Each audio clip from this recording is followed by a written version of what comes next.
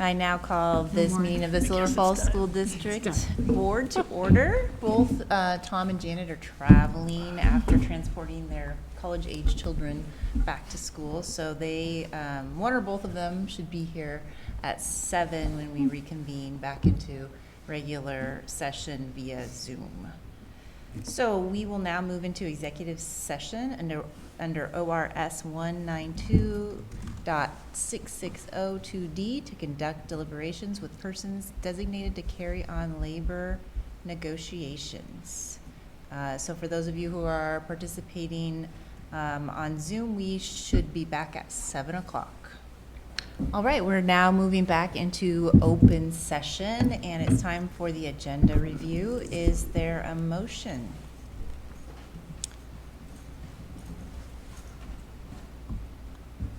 We approve the agenda as published.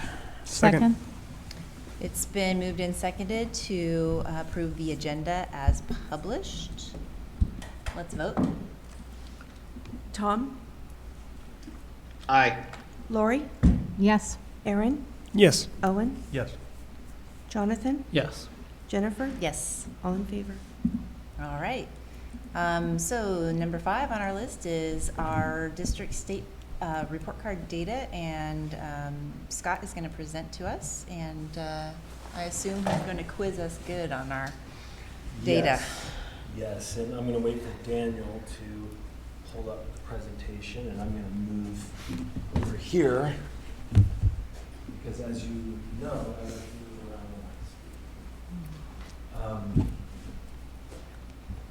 If you could do me a favor and pull up on your computers the presentation.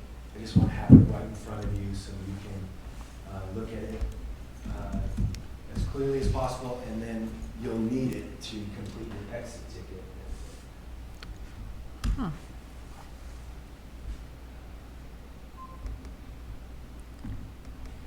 So if you just look up when you have your presentation up.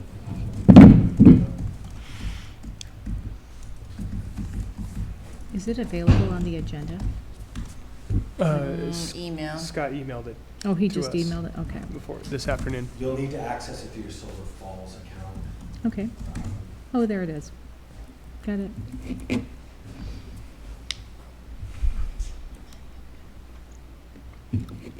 All good? Yep. Yeah. Yeah. Okay. So I'm going to walk you through the state testing data, what is called the ODE District Report Card. This is a first for me here in Silver Falls, because over the past 2.5 years we've been under COVID and we haven't had the benefit of even having any state testing data. This is also something that is very personal to me, this type of work. This is my area of expertise, particularly in closing achievement gaps, as most of you know. And so I want to talk about the big picture of what this data is intended to do, who should be looking at this data, what it should be used for, what it should not be used for, and then I want to talk about some trends that we see. And before I do that, we're going to frame our discussion today in 3 parts, and this is exactly how I work with teachers to talk about data. It's exactly how I work with principals. I work with principals through this protocol, introduced this to them last month. So you'll be seeing this a lot. As long as I'm in Silver Falls, we will approach data in these 3 areas. And number 1 is, tell us what the brutal facts are. So what do you see that are the brutal facts? And that could be positive or negative. But what is staring you right in the face? And then secondly, what do you think is the cause of that? Because what we don't want is to do really well and have no idea that how we're doing well or why. Or worse, that we're doing poorly and we don't know why, right? So we want to have those antecedents connected to those facts. We want to see an alignment there. We're always perfectly aligned for the outcomes we're getting, whether that's positive or negative. And then the most important part, at least for educators, is what are the inferences that can be derived from that evidence? So what can we infer? And there's a whole, infinite amount of inferences that we can make. But only then can we start to create actionable steps. Once we've identified the facts, we've talked about the antecedents that's led to those, and then the inferences that we've drawn, And only then can we start with an action plan. Until we've done that, the exercise really is just academic. And we need to just have a clear view of what the data is telling us. So this is your exit ticket. So I'm going to show you, we've talked about the data discussion. This is at the end. This is how you will know if you're proficient, because you will be able to fill out each one of these sections. So you will choose a slide on the PowerPoint, and then you will put your name first and last. And then you will work through, what do you notice about that slide? What are the antecedents you think caused that? And what inferences can you draw? I'm interested in this down here.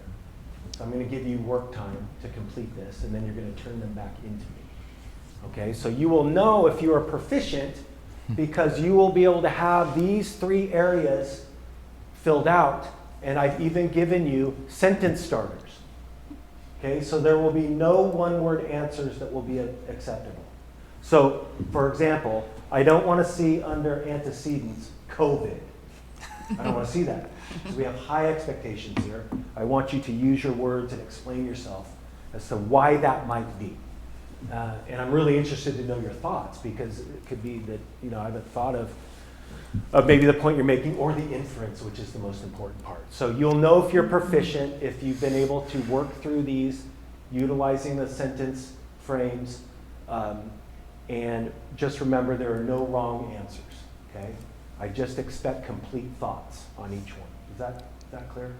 So that's the end, okay? So we're going to back up to the beginning, so you know what proficiency looks like. Now we're going to back up to the beginning. And I want to talk about first our strategic plan. And Aaron, would you read that mission statement for everyone? Yeah, working together to cultivate character and academic growth in each student every day. In each student every day. And Jonathan, could you read the vision statement? Each student graduates prepared to lead a fulfilling life. Okay, and this vision statement was a huge discussion point before I got here.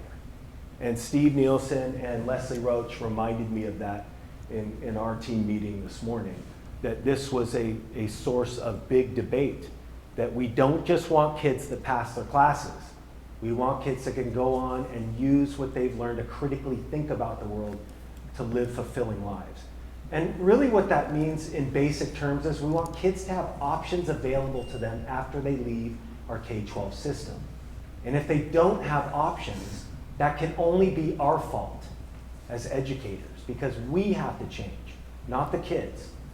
The kids come to us and we're public education, and we need to adapt to their needs. And so this was a huge source of that. So I want you to keep both of these things in mind as we work through these issues, because they all lead back into goal. I call this 1A and 1B. They're the same goal. You cannot have a strong social emotional learning environment without a strong academic responsive environment as well.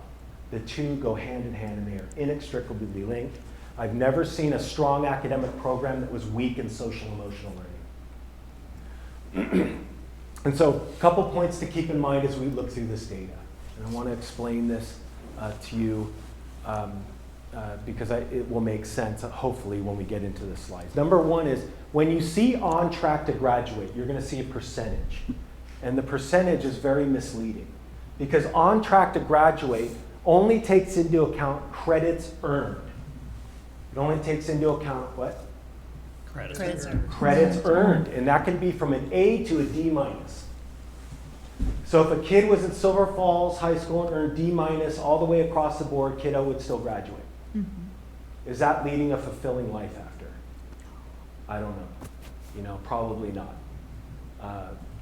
So I got a question. yes. You said only credits earned. Do they take into consideration which credits? Or is it just how many credits? Just how many. Okay. How many count towards graduation. And that's on track to graduate. So you're going to see that on the report card. You're going to see that on the report card. Number two is state testing should only be used as a high-level indicator of a system's healthiness. That is a proper use of state testing.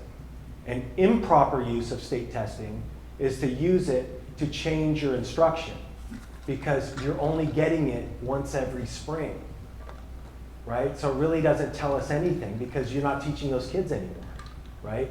But it does inform policymakers. It does inform us as a group of 8 and my team, our instructional team, to know where we should be targeting our resources. That's what it should be used for. State testing should never be used to compare schools, especially in Silver Falls, because school communities are so distinct here. And there are so many other variables that can account for the data. What we want to do is look at this high level. Because this old idea of, or this idea that, you know, my school is doing better than your school is alive and well in our district. And we have to get away from that because there are so many other factors that go into an individual school's data. And I really want to challenge us as a group of 8 to steer away from that. Now, it's also the reason why we're drilling down further in our curriculum worked out common assessment that assesses actually what was taught, right, by the teacher. Number 3 is, while last year was not normal, we can still see very similar trends over the last 7 years. And that's really eye-opening. Just going to be honest with you there. I think there's a lot that we can glean from that. I don't know how much we can glean necessarily from this year's data, from last year, the current data that we have because of everything that went on. But what's most important is the trend over 7 years. And that's only because that's as far back as the data on these reports go.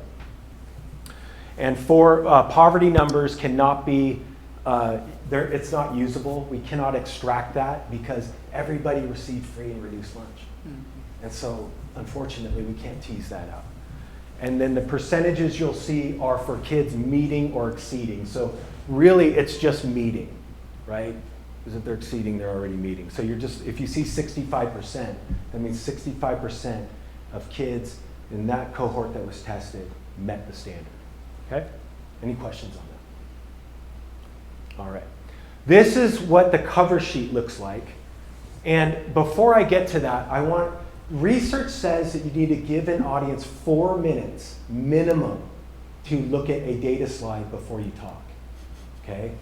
4 minutes minimum. Well, I'm not going to expose you to that sort of abuse.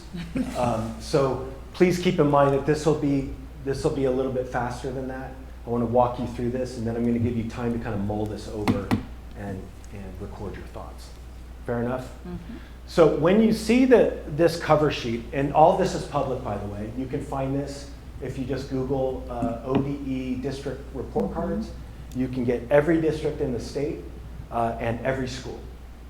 And so right here with regular attenders, I'm not going to focus on attendance for the purposes of this meeting. There's a lot here, and I have a lot of reasons for that. What I want to focus on are these 3 areas here, mostly these 2, because these 2 are a really good indicator of trends that you'll see over the past number of years. So you see English language arts were 50% meeting or exceeding, but meeting.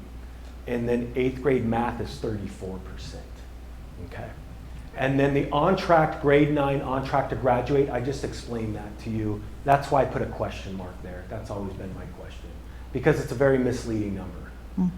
And that is not congruent with our strategic plan. So we definitely need to acknowledge that as well. All right, so this is an area for me, again, this is sort of in my wheelhouse. And on this slide, the point I want to make is not to get into a debate over the specifics of why things look the way that they do, except to say that this data and this exercise is congruent with just about every school in America. And I'm being honest, and that should be shocking to you. Every school in America, we're in 2022 and we still have not figured out a way to even narrow the achievement gap. And the numbers are so predictable. And I've only ever worked before Silver Falls in high poverty, minority-majority communities. And I can tell you that these numbers here look exactly the same as every school community I've ever worked in and district. Okay? And that's a problem. Because what that tells you is that kids, in this case, the color of kids' skin is actually a predetermining factor of their future success. And that's very troubling to me. The other thing I want to impress upon the group here is that as a practitioner, I have been lucky enough to have been part of a system where this no longer is the case. So it is possible. And I've shown you data to suggest that. Remember that at our Leadership Institute, where we actually took away those variables. They were no longer indicators of a student's success. In fact, you would think that those kids were in some of the wealthiest schools in the district, right? But sadly, that's in the 1% of schools in the United States, okay? Yes? So when I looked at these today, I tried to match the bullet points to the stats. Thanks for catching that. What would you say? Well, the Fits here. 37% is white. Yep. That I knew for sure. And the 10%, I don't know, students with disabilities or English learners. It's number 2, Hispanic. Oh, Hispanic is 10%. And this is English language learner. Uh-huh. This is students with disabilities. And so when I did this, I was thinking about the meaning of equity. And one of the things that I learned when I first was learning about the concept of equity is if you can predict the outcome, it's not your system's not equitable. There are some disparities that you're not seeing that are leading to the outcomes that you see. So that was just brought that back to me. Good point. I have a question. Yes, sir. Regardless of the differences, which I think are important, what should those numbers be? I would want to see consistent representation across the board. No, I didn't. That's what I mean, I but would if they were all 10, that wouldn't satisfy you. What should the numbers be? I would want, well, it's, as a district, we're 50%. Is that good enough for you, 50%? No. No. But that's why I meant, what's the so- target, right? I mean, So I would say, you know, we have to start somewhere, and we have to isolate what the antecedents are that we're focused on in order to measure it. And so what I would expect in a community like this one is to see sustained growth over time. That's what I would expect. And I would expect an equal distribution. That's what I would expect. Now, in terms of what we would expect, well, I mean, I'd like to see 100%, right? That's where my brain goes. But we know we live in the real world also, and we have a fixed amount of time and a fixed amount of resources to be able to do our good work.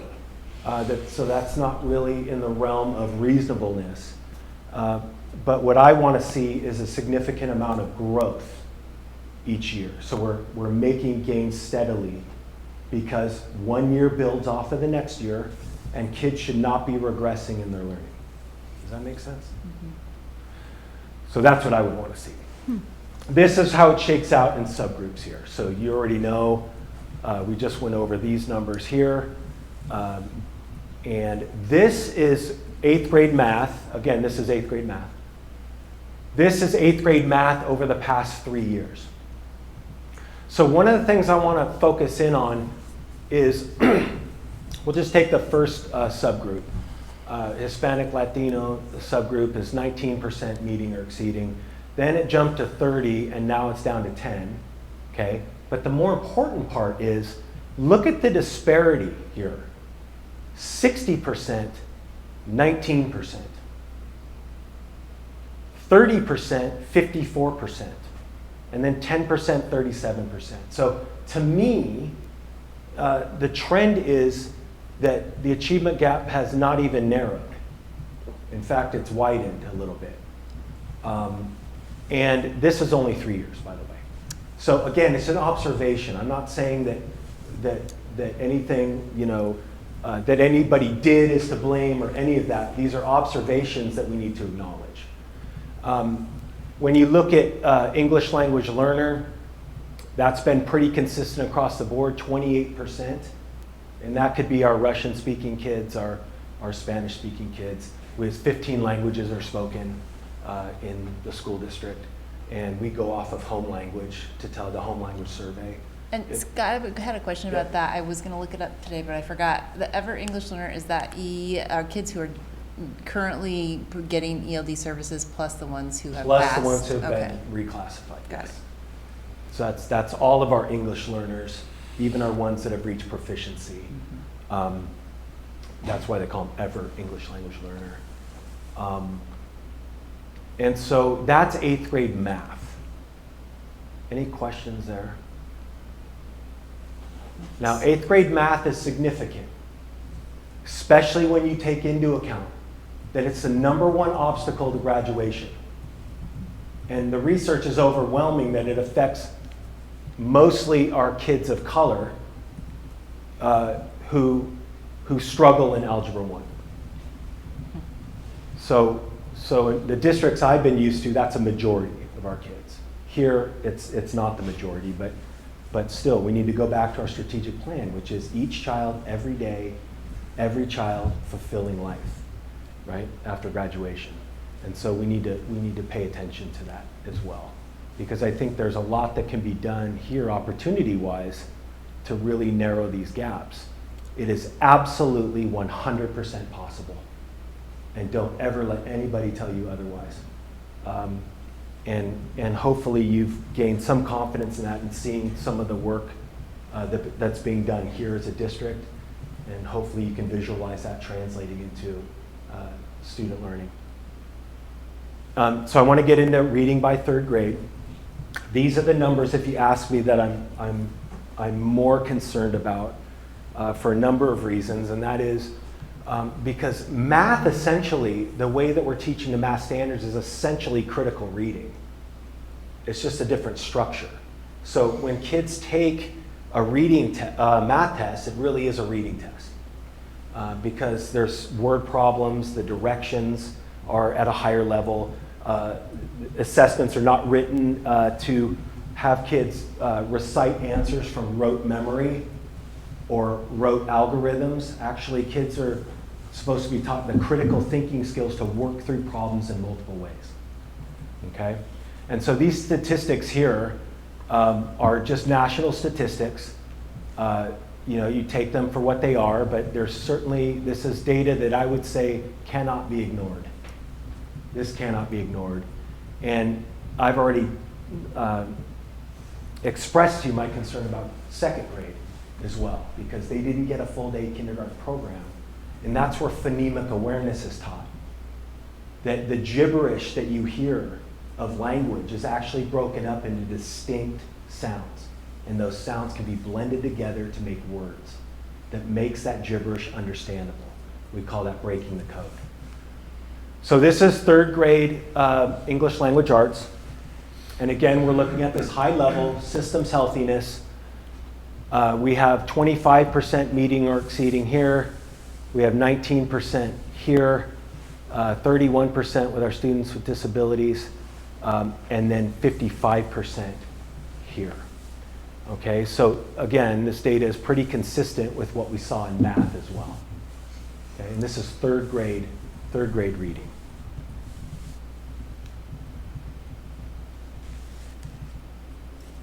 This is interesting too, female to male. I would want to look at that over time though. Yeah. Not, of course, not in one snapshot. This is the graph that shows the state, Silver Falls School District, the state, and the ESD. Now, what do you notice about this graph, Jonathan? Well, a number of things, but namely. What's most obvious, I guess I should ask. Okay, Silver Falls Right. is above statewide, which is above Willamette ESD. Yeah, and so that's obviously can be taken as a good thing. Although, if you look at statewide, and some of our larger districts, Portland Public, Salem, Beaverton, other districts with significant poverty, those are all factored into the statewide average, right? So we're 10 percentage points above that. And then the WESD, the ESD districts include Salem, Woodburn, other districts that do serve kids who come to school with some significant academic challenges. So just know that those are factored in too. My question to you is, where else is, besides baseball, Dan, where else is 50% acceptable? So half our students met and half didn't. That's as a district. And what I will show you is that over time, that number has changed very little. 50% in 7 years ago, 50% in 2022. That's an issue. That's a systems level issue that we need to address. There's also, when you look at our aim lines here, what do you notice here, Lori? What do you notice about this shape here and here? What do you notice about these two? Well, it looks, they look very much alike. Very good. Yes, perfect. They look very much alike. So we call these aim lines. So this aim line is for the entire district. This aim line is for English language learners. This aim line is for students with disabilities. Now, we're looking at this high level systems healthiness, going back to our vision and mission statement.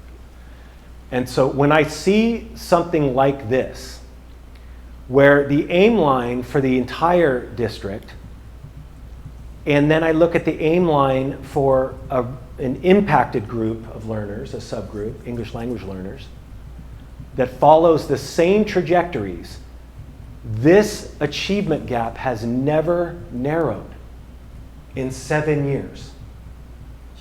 And probably much longer, but this report only goes back 7 years.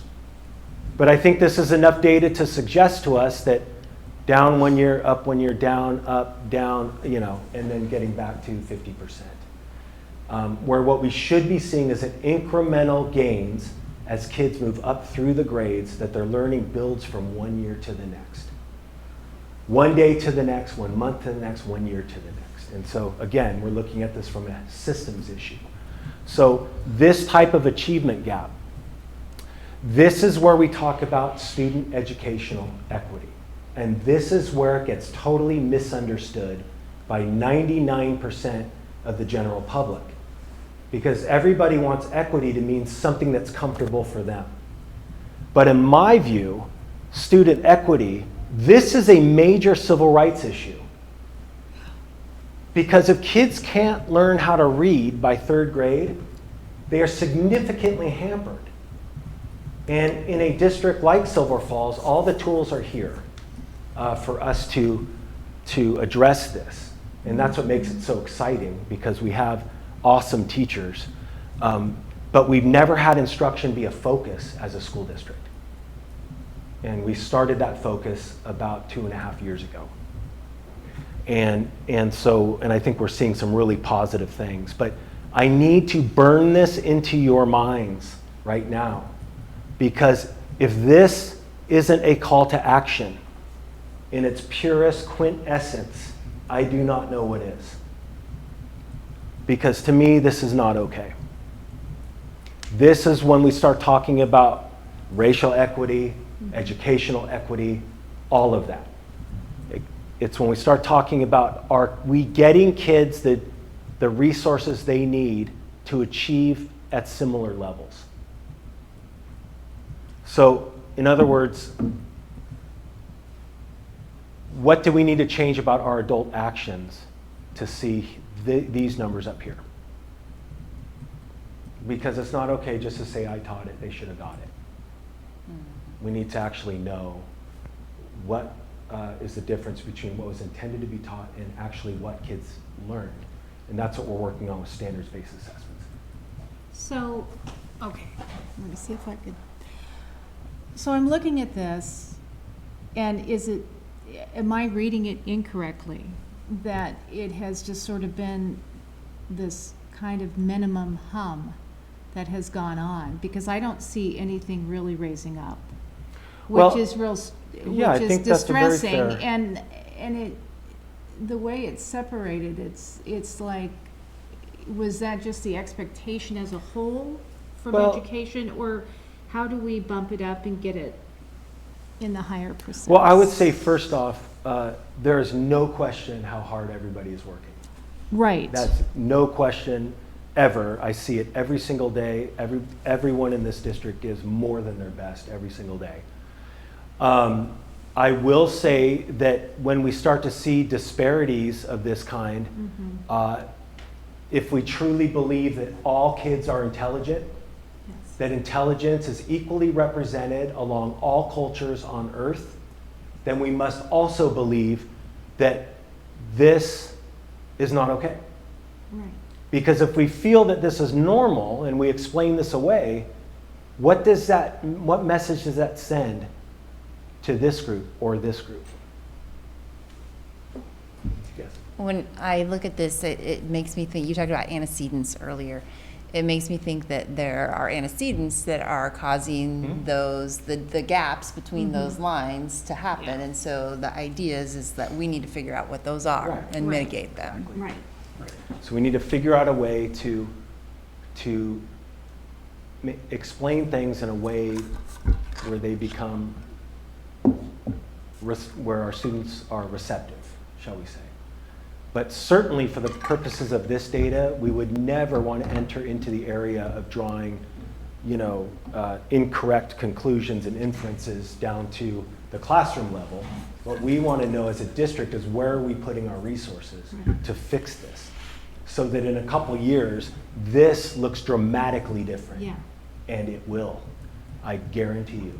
So in a couple years, we'll be seeing this data, we'll be seeing a sharp aim line up this way, and these groups will look even sharper, because we don't want the same aim line for these two groups, we want this to be steeper, right? So we close the gap. And so this is the reason why we're spending our resources on reforming our instructional model in Silver Falls, so that we are getting down to two questions. What do we expect kids will learn? What do we expect them to learn? How will we know when they've learned it? And the third and most important question is, what do we do for the kids who did not? And also the kids that did. What can we do to challenge them? But what do we do for the kids that did not? Because otherwise we're just moving right along to the next unit and kids are further and further behind. Now, it's not easy either. I'm not suggesting that at all. I mean, the cards are stacked against us, which means we need to make sure that kids are reading proficiently by third grade. This is a K-12 issue. This is not a third grade issue at all.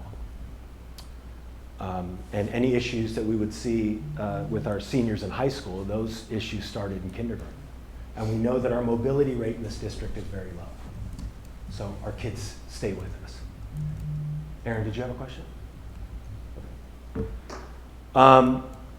So that kind of runs you through the slides here. Are there any questions about any of the slides that you would like to go back to? I don't have a question, but just like an aha.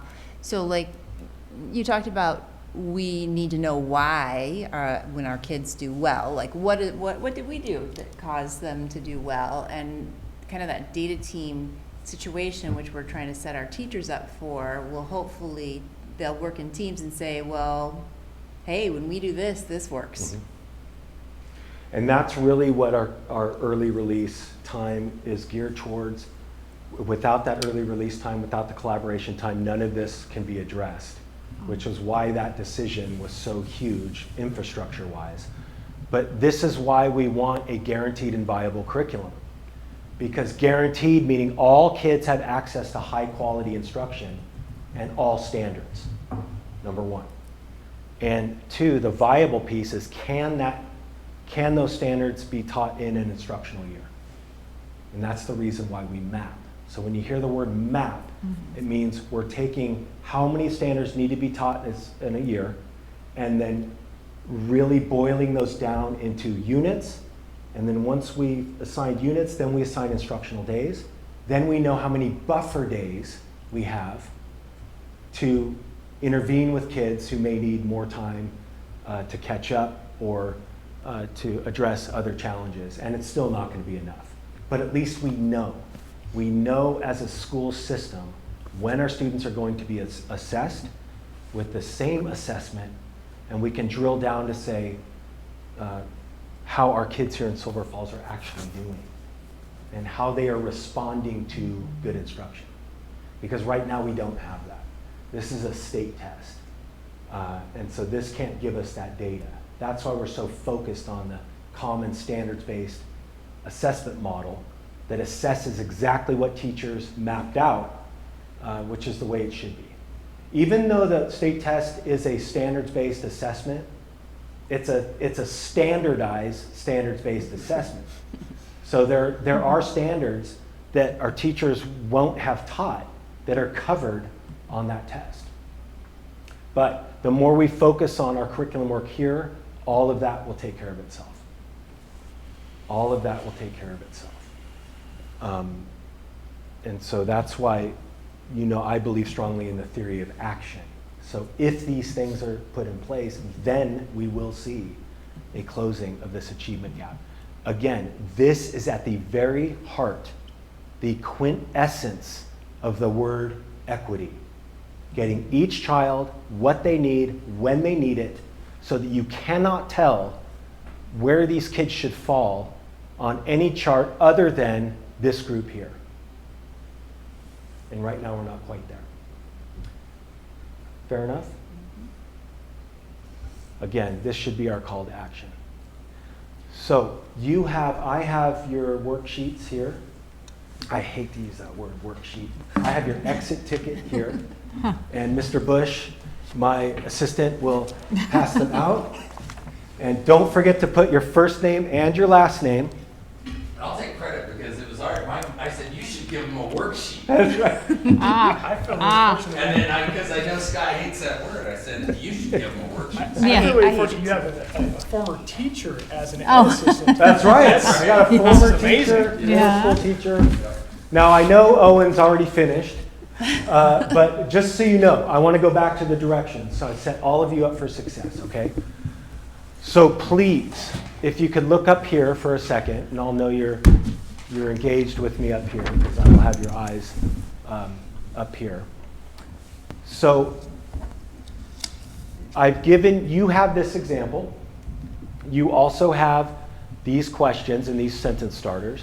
I would prefer that you work through coming up with your original thoughts here. I would prefer that. That would be a proficient. That would be a grade of 3, a proficient grade. Highly proficient is if you wrote me a dissertation here. But I will take the proficient piece. No single word answers will do. I will have to hand you back your exit ticket for you to complete your thought.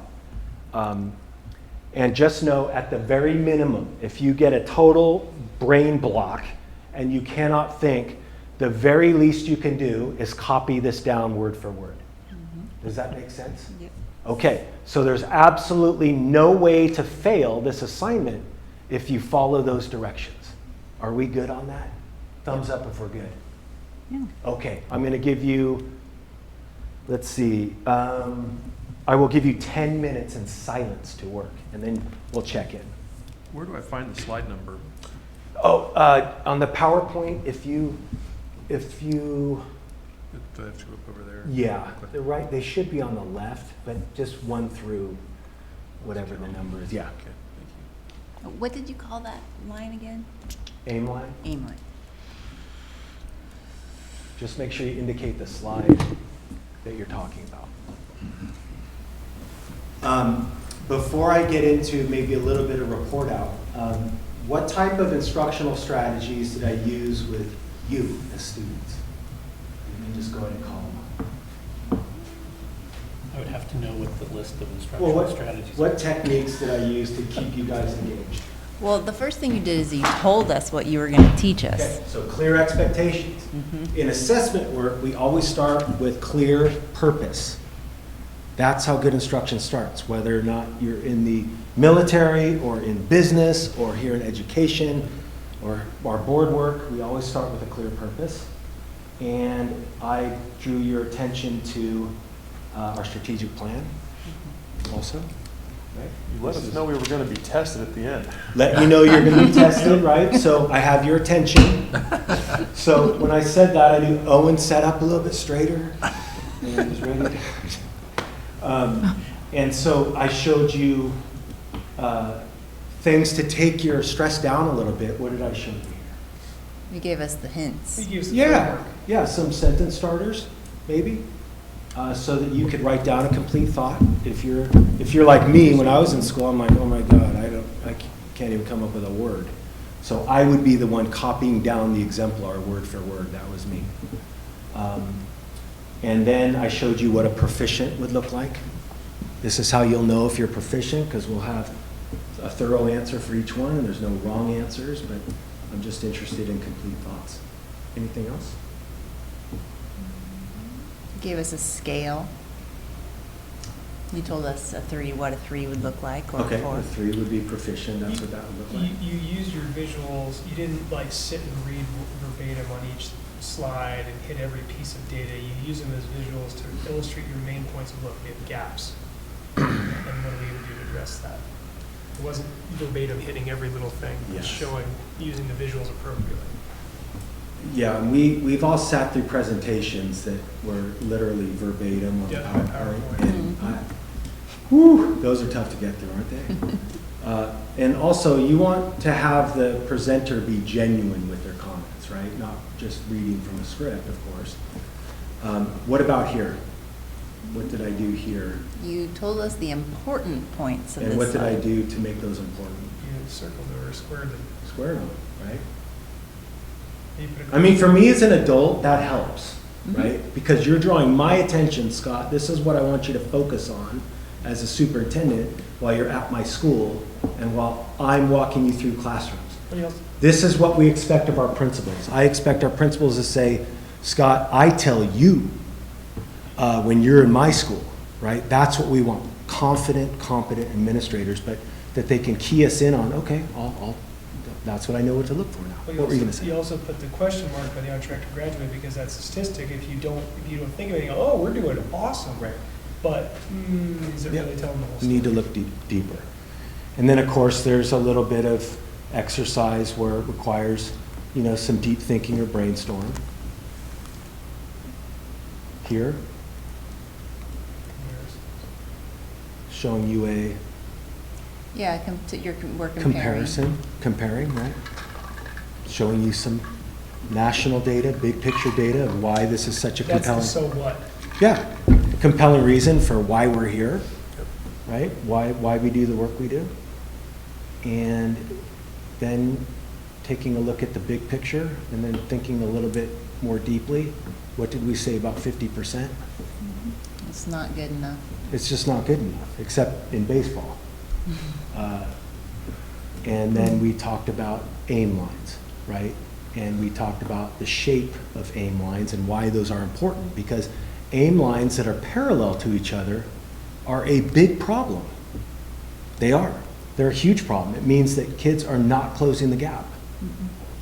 And so we always want to see aim lines that are below the district steeper than the district. So we know they're going to close the gap and get back to grade level as soon as possible. And then you guys got turned loose, and I can't wait to read your responses. Anybody want to share something that a connection they made? Look at that production of writing. That is just Aaron wrote a outstanding. lot. Aaron, I'll put you at the front of the class. Please don't. Jonathan, do you want to make a connection, or anybody? I mean, there's a lot of connections to make, so I just happened to pick a few things. Sure. I'm actually going to write one down that was a wondering supposition that I had while you were sharing the facts. There were two things that happened during that COVID gap, right? Yeah. And one of them you called out. One of them you didn't, but in the back of my mind, I just had to wonder, right? So Sure. one thing was we had the shameless shutdown, right? Shameful shutdown, which I think impacted everybody in the state, right? Negatively. And there's a ton of research now that proves that. Oh, yes. yeah. So that, of course, stuck out to me. But we also, during that same period, lost 10% of our students. Yes. And I cannot help but wonder if the students that got pulled out came from families who value education and would therefore drop proficiency rates also, and how that's going to impact us in the long run. So as a data guy, a numbers guy, I have to wonder, supposition there, that that may have also been a factor, at least in our districts. But the aim lines are still parallel at the end, so it didn't affect it that much. No, but they all were dropping, and my point was, Oh, yeah, it would increase the average. right. And, in a subgroup that may struggle compared to the district average anyway, if you had a family that pulled out their students because they valued education, that'll even further affect a subcategory group even greater. Yeah, I think potentially, so. one of the things to keep in mind also is that we only looked at an 8th grade cohort and a 3rd grade cohort. And so that's important too. We did lose 400 kids, so that is a significant number, but it is an interesting insight. Those Yeah. are some just Very interesting. Well, another thing thoughts too, that I have. I didn't think about this about antecedents, but a lot of parents didn't have their kids take the test last year. That's true. I mean, my kid, I excused her. Yeah, that's true. And of course, that's always, great. on my mind. The issue for me is not necessarily that. The issue is 7 years ago, we were in the same spot It's about the same. we are today, Right. regardless of who took the test and when. And we know that this aim line is not increasing. Yep. So it really doesn't matter. Right. Nothing has changed. We can't isolate it out to, No, there's not enough data to do Yeah. that. but we can look at the theme. You can say that 2018-19 seemed to be, in general, things were moving in the right direction. Maybe it Yeah, was just an yeah. anomaly, and then everything plummets after Yeah. that. So. Yeah, that's safe to assume, because you see an upward slope here, Right. albeit parallel. But yeah, other inferences? I'm really interested to hear a couple more.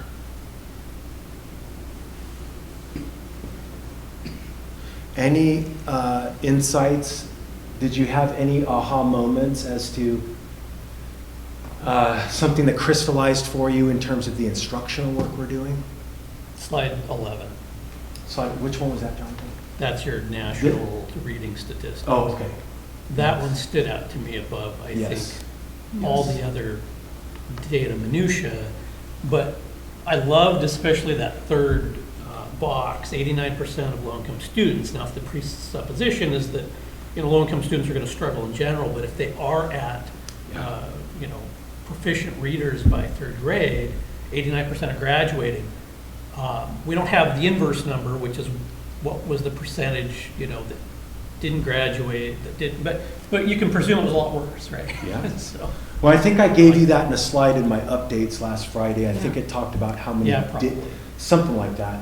but I like that. That's really good. Yeah, and I think, another instructional strategy is always to give you data in multiple different viewpoints, right? But that is a really good one, Jonathan.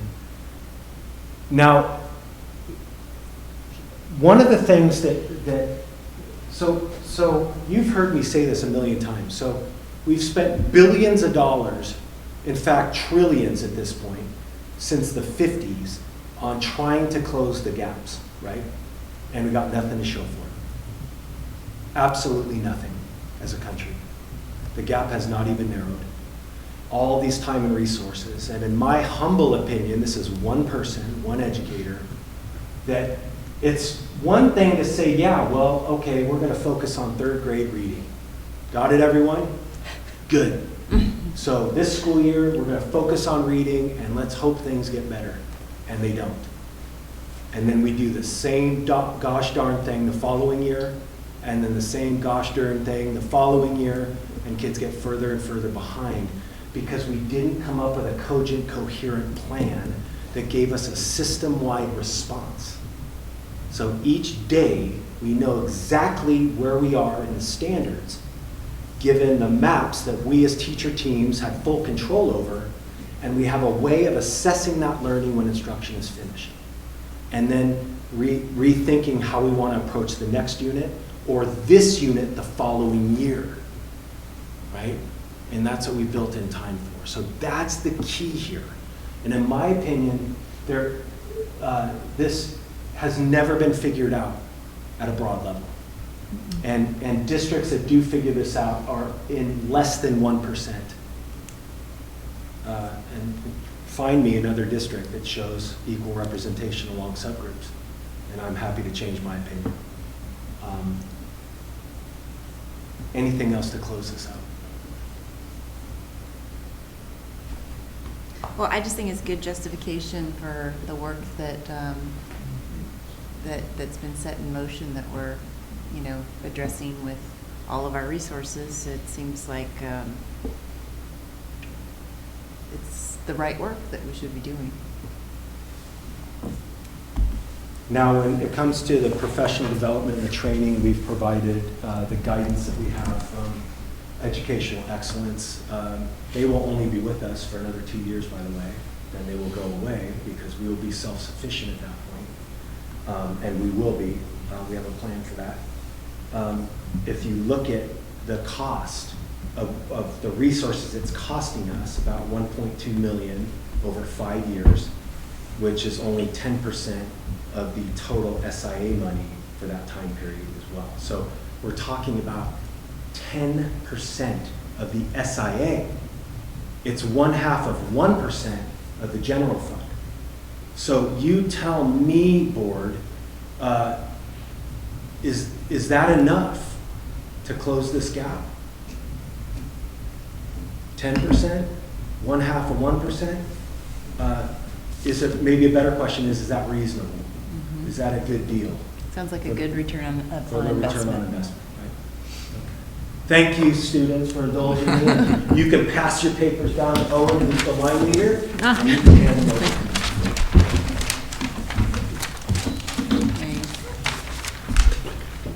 Just a real quick note on passing the papers. In his groundbreaking work, Doug Lamov writes about, in his book, Teach Like a Champion, writes about a teacher, a high school teacher, who timed every time students would turn in work. So he would time that from the time he said it to the time he got the work. And he would total all that up by class period, by day, by year. At the end of the year, how many instructional days, full instructional days did he recoup? 6. 6 days on focusing on that one routine. So all this is possible if we just think about it in a different way. I totally believe that. It's in his book, Teach Like a Champion. Highly recommended. Phenomenal, pragmatic book. Every teacher should read. Many of our teachers here in Silver Falls have read that work. So thank you, class. Thank you, Scott. All right. Well, next up is our discussion items. And 6A is our December 26th work session. Our meetings are automatically scheduled at the beginning of the year. And so the question is, do we want to keep the December 26th work session, or do we want to cancel it? It has been canceled quite regularly in the past. Given that's, I think, observance of Christmas holiday on the 26th, I think, most employers and, banks, everything, I would suggest that probably we observe that as well. And I don't see any reason why we should meet at all for that work session. I have no concerns with canceling one unless there's some urgent work, and if there is, I guess we can call a special session. So. Yep, I agree. All right, looks like everybody's in agreement. Tom, do you have anything different to say? No, cancel it unless there's something urgent. Okay, sounds good. I don't think we need to vote on that. Just we have an understanding. Okay, so 6B, we have some policy updates, and there's a recap. Dan, did you provide that for us? I think Debbie pretty much took care of these policies for us as we're trying to kind of keep things turning as best we can on policy work, so. Thank you, Debbie. So there's that summary. And I won't go one by one. We can treat this time just as a general opportunity to ask questions. Jennifer? Yes. To answer your question about the last two policies. Yes. Janet had requested that, gotcha, that the other policy that we're keeping be added in there for reference. The IK one? Yeah. Okay. Because that was the alternative. You would Okay. have either or. So then she had requested that be put in. That's fine, okay. That didn't fully get into my brain when I was reviewing these earlier. And actually, I think, so Debbie, I think the one, so on commercial advertising, because we have IK, student achievement, and the other commercial advertising is KI. Oh. My bad. So, so I think we have a mistake Yes, there. that's me. Oh, yeah, that's the one. So but we can just ignore that. I'll update that for on the next reading. Yeah.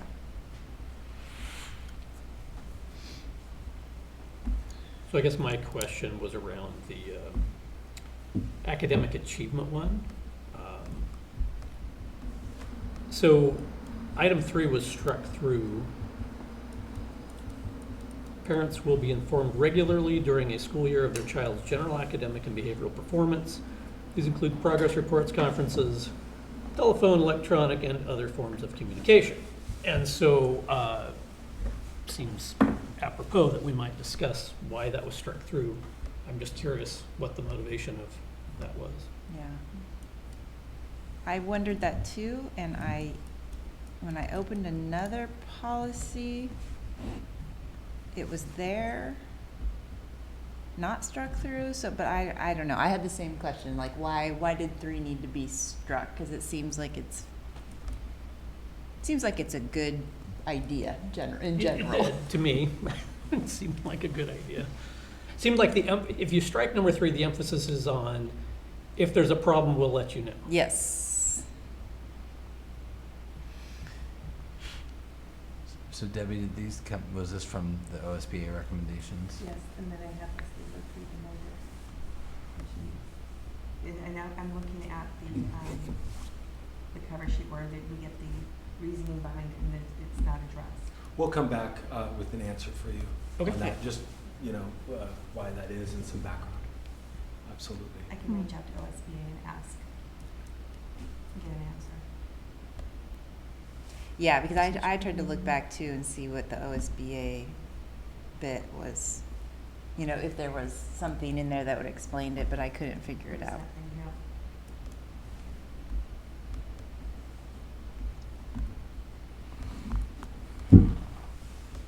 I didn't have any other questions. No, the rest seemed pretty self-explanatory.